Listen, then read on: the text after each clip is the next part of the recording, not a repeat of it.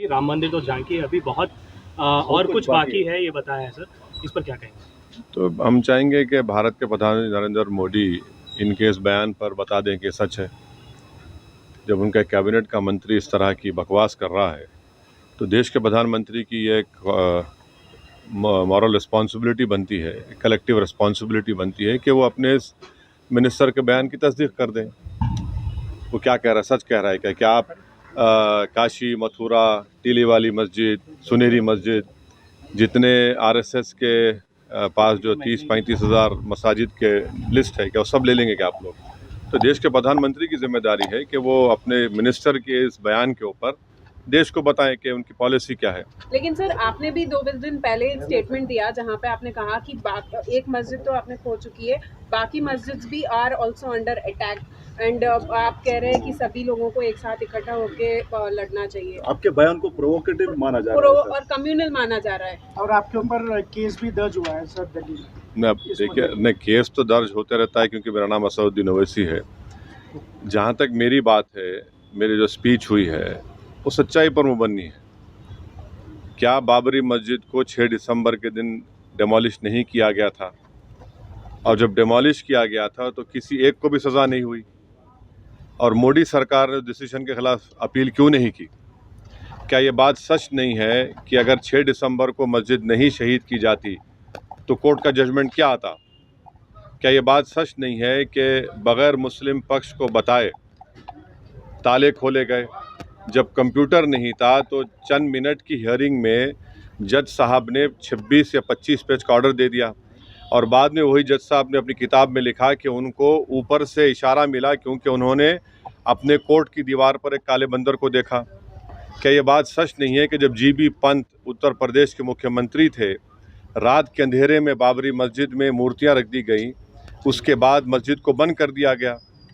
ये फैक्ट है, supreme court का जजमेंट फैक्ट है। इसीलिए हमने जब सुप्रीम कोर्ट का जजमेंट आया था हमने कहा था कि सुप्रीम कोर्ट का जजमेंट बिलीफ के ऊपर आया है और हमको इस बात का उस वक्त एप्रीहेंशन था, जो अब सच साबित हो रहा है अनफॉर्चुनेटली, कि आप देख रहे हैं कि मुख्तलिफ मसाजिद के ऊपर केसेस डाले जा रहे हैं। तो ये मैं जो कह रहा हूँ फैक्ट है, वो मैं मानता हूँ सुप्रीम कोर्ट जजमेंट, बट जैसा जस्टिस JS वर्मा ने कहा था कि supreme court is supreme but not infallible. अब आप मेरे को बताइए, टीले वाली मस्जिद का किस्सा क्या है? 200 साल पुरानी मस्जिद है और लुटियंस जब बना रहे थे दिल्ली को तो उसको छोड़कर बनाया गया। तो पहले वहाँ पर गांवों को हासिल किया गया और मस्जिद को कोई हाथ नहीं लगाए। आप मस्जिद के ऊपर नोटिस देते हैं। तो ऐसे कई मसाजिद हैं जहाँ पर संघ परिवार से ताल्लुक़ रखने वाले लोग या उनकी आइडियोलॉजी से अपने आप को करीब मानने वाले लोग इस तरह के कोशिशें कर रहे हैं। तो अगर मैं इन कोशिशों को देश के सामने रख रहा हूँ तो मैं समझता हूँ कि मैं तो सच्चाई का काम कर रहा हूँ, बता रहा हूँ। और हम नरेंद्र मोदी सरकार से जानना चाहते हैं कि 1991 का प्लेसेस ऑफ वर्शिप एक्ट जो है, उस पर भारत के प्रधानमंत्री और उनकी सरकार का क्या मौक़िफ़ है? क्यों नहीं केंद्र सरकार, वज़ीर आज़म, प्रधानमंत्री नरेंद्र मोदी ये कह देते हैं कि हम 91 के प्लेसेस ऑफ वर्शिप एक्ट को फॉलो करेंगे, उसको अबाइड करेंगे। किस्सा ख़त्म कर दीजिए ना। जब आप 91 के एक्ट को मानेंगे तो सब किस्से ख़त्म हो जाएंगे। मैं आज भी कह रहा हूं कि जिस दिन देश के प्रधानमंत्री ये चाहेंगे कि कोई मस्जिद के ऊपर कोई तमाशा ना हो, सब ख़त्म हो जाएगा। और तीसरी बात यह है कि बीजेपी से ताल्लुक़ रखने वाले एक कॉन्स्टिट्यूशनल फंक्शनरी है महाराष्ट्र के deputy chief minister Devendra Fadnavis, और वो ये कह रहे हैं कि उनके लिए बड़ा खुशी का दिन था क्योंकि 6 दिसंबर को वहाँ पर थे और बाबरी मस्जिद को शहीद कर दिया गया। अरे भाई, आप डिप्टी चीफ मिनिस्टर हैं, आप संविधान के ऊपर, आइन के ऊपर ओथ लिए हैं, और आप जिस दिन डेमोलिशन हुआ था उसको आप कह रहे हैं कि बड़ा अच्छा काम हुआ। वो प्रोवोक नहीं कर रहे हैं, वो इंसाइट नहीं कर रहे हैं। एक डिप्टी CM रहकर इस तरह की बकवास कर रहे हैं। और अगर देवेंद्र फडणवीस को इतना हिम्मत अब आ गई है तो कोर्ट में जाकर कहना था कि हाँ, मैंने तोड़ा मस्जिद को, कहना था ना। आपने नहीं कहा, डर के नहीं कहा आपने, और किसी को सज़ा नहीं हुई उसमें। तो डिप्टी CM है तो जाके कोर्ट में बोलना था कि हाँ, मैंने तोड़ा था। अब जितने लोग जो बोल रहे हैं, शिवसेना के लोग बोल रहे हैं, बोलिए जाकर कोर्ट को, क्यों नहीं कहा आपने? इकबाल जुर्म कर लेते वहाँ पर। भाई, अगर आप डरते क्यों हैं जेल से? और ये प्राइम मिनिस्टर की सरकार ने उस क्रिमिनल जजमेंट के खिलाफ अपील नहीं की। और दूसरा एकनाथ शिंदे जिसको बीजेपी सपोर्ट कर रही है, वो कह रहे हैं कि जो दरगाह है बरसों से, माने 200 साल 300 साल से दरगाह है, बोले उसको हम चेंज कर देंगे। अरे भाई, आप मुख्यमंत्री है महाराष्ट्र के, आपकी नज़र में सब बराबर होना चाहिए, चाहे किसी का मज़हब हिंदू हो या मुसलमान हो, ईसाई हो, दलित हो, या फिर आपके बौद्ध मज़हब के हो या सिख हो। और आप एक समुदाय की, और वो भी मुख्यमंत्री रहते हुए, एक डिप्टी सीएम रहते हुए इस तरह की बकवास कर रहे हैं। तो ये मुख्यमंत्री, डिप्टी चीफ मिनिस्टर और जो मोदी कैबिनेट के मंत्री हैं, इन लोगों के हौसले इसलिए बढ़ चुके हैं क्योंकि जो जजमेंट आया है बाबरी मस्जिद के क्रिमिनल ट्रायल का और टाइटल डिस्प्यूट का जो मसला, तो उसके बाद ये लोग इनके हौसले बहुत बढ़ चुके हैं, इसलिए इस तरह की बातें कर रहे हैं, अनारकी फैलाने की, इंसाइट करने की, प्रोवोक करने की। एक डिप्टी सीएम है, एक मुख्यमंत्री और एक यूनियन मिनिस्टर है। तो ये सब जिम्मेदारी देश के वजीर आज़म नरेंद्र मोदी पर आती है कि वो देश को बताएं क्या उनकी सरकार की क्या पॉलिसी है, बताएं वो हमको। सर, कांग्रेस एमपी अब्दुल खलीक ने सर कांग्रेस 22 तारीख इस सवाल उठा रहे हैं कोर्ट के जो तो क्यों नहीं उठा सकते? सर मैं जब तक जिंदा रहूंगा 6 दिसंबर याद दिलाता रहूंगा। क्या सुप्रीम नहीं कोर्ट के मैं जजमेंट को मैं ही नहीं, आप- सुनिए, मैं सुप्रीम कोर्ट का जजमेंट फाइनल है, तो क्या मैं 6 दिसंबर की याद नहीं दिलाऊं? 6 दिसंबर अगर नहीं होता तो जजमेंट क्या आता? गलती क्या है बोलने में? गोली मारेंगे क्या? गोली चला चुके हैं गाड़ी पे, अभी और चलाइए, और क्या करना है? सर मगर मेरा फ्रीडम ऑफ एक्सप्रेशन है, मैं एक सवालात उठा रहा हूं। अगर आप बोलेंगे नहीं उठा सकते, तो क्या भाई ये क्या इजराइल है या फिर आपको ये नॉर्थ कोरिया है?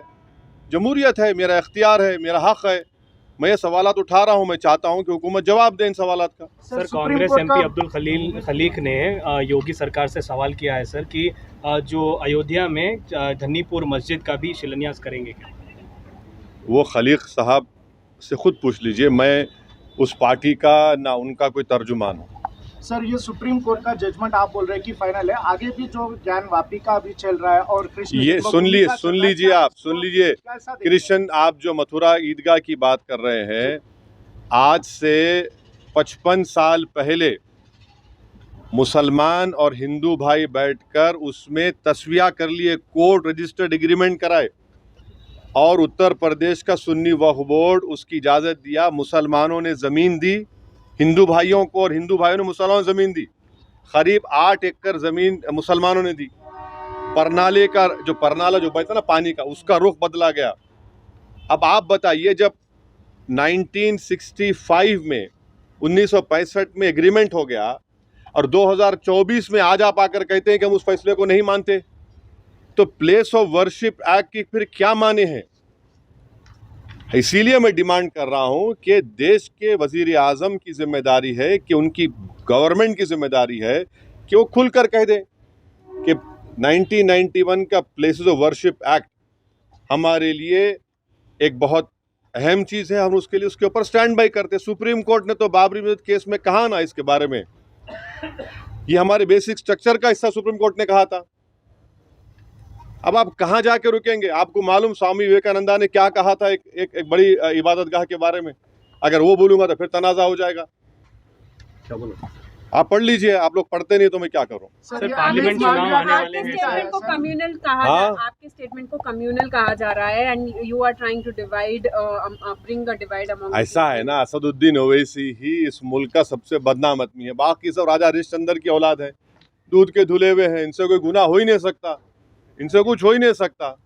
भाई, गांधी के कत्ल से लेके 2002 के गुजरात तक, उत्तर प्रदेश में बुलडोजर से लेके एनकाउंटर में हथकड़ियां हैं गोली मारने से, सब जिम्मेदार मैं हूं, दूसरे नहीं है।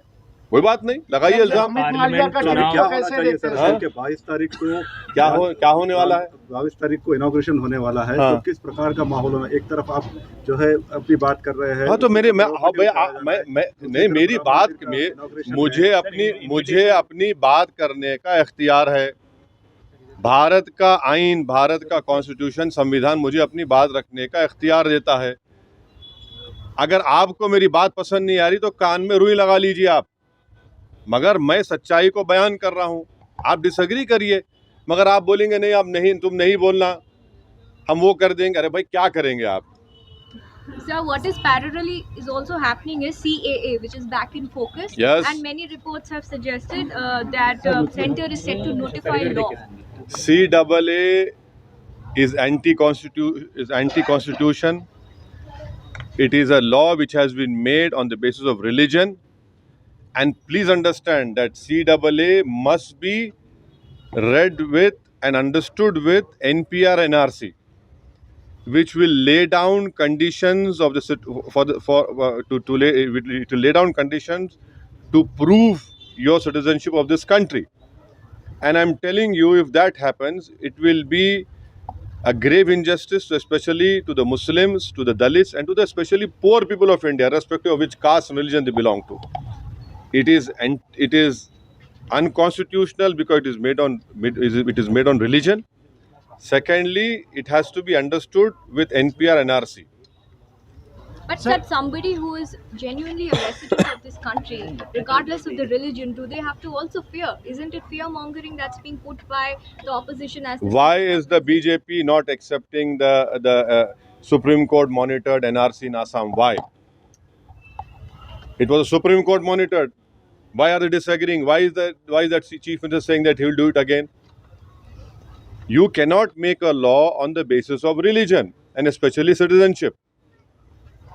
You want to give citizenship to the Hindus of Pakistan, Afghanistan, Nepal, other South Asian countries, feel free to do that. No one stops you.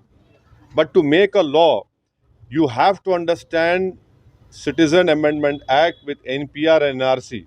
You have to see those conditions which have been put there. This will be a grave disaster.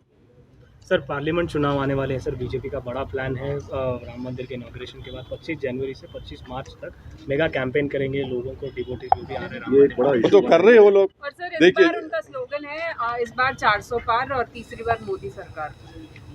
देखिए 1989 में अरे तो rally fan बना रहे 1980 fan में 89 में BJP को बाबरी मस्जिद याद आई, उसको क्या बोलते हैं, पालनपुर रेजोल्यूशन। उससे पहले ना विश्व हिंदू परिषद बात करी, उससे पहले ना आरएसएस बात करी, 1925 में आरएसएस बनी, ना महात्मा गांधी उसके बारे में बात करे, ना वल्लभ भाई पटेल बात करे, ना तिलक बात करे। 1989 में बीजेपी पालनपुर रेजोल्यूशन में राम मंदिर का रेजोल्यूशन पास करी। ये बात आपको समझना है, आप लोगों को देश को समझना है। उससे पहले इनको याद नहीं था, विश्व हिंदू परिषद बनी 1960s में, उसमें नहीं था ये। पालनपुर का रेजोल्यूशन 89 में बना। अब जाहिर है बीजेपी तो इसी पे पॉलिटिक्स कर रही है ना। आप नौजवान बेरोजगार है, 2 करोड़ नौकरियां देते बोले, आप प्राइम मिनिस्टर बोल रहे हैं कि हम फरवरी तक 13 लाख देंगे। महंगाई आसमान को छू रही है, मगर आप ये इशू को उठाएंगे। लोग बोल रहे हमारे को खाना नहीं है, तो आप कुछ और देना चाह रहे। ये उनका असल है एजेंडा। ये है 2000 स्क्वायर किलोमीटर पर चीन घुस के बैठा हुआ है। 65 में से 25 पेट्रोलिंग पॉइंट हम खो चुके हैं, उसमें देशभक्ति याद नहीं आती।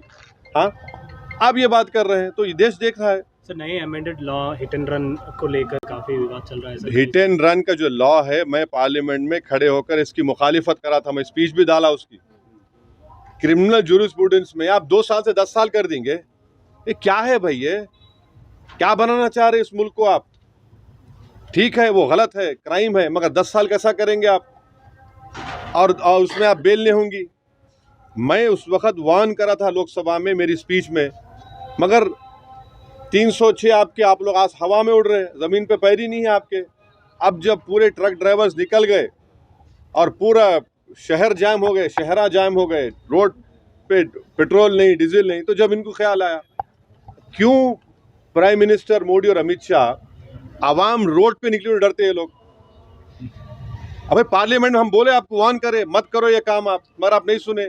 मैं फिर से कह रहा हूँ, ये जो नया तीनों फौजदारी का कानून लाए, ये रोलेट एक्ट की याद दिलाता है।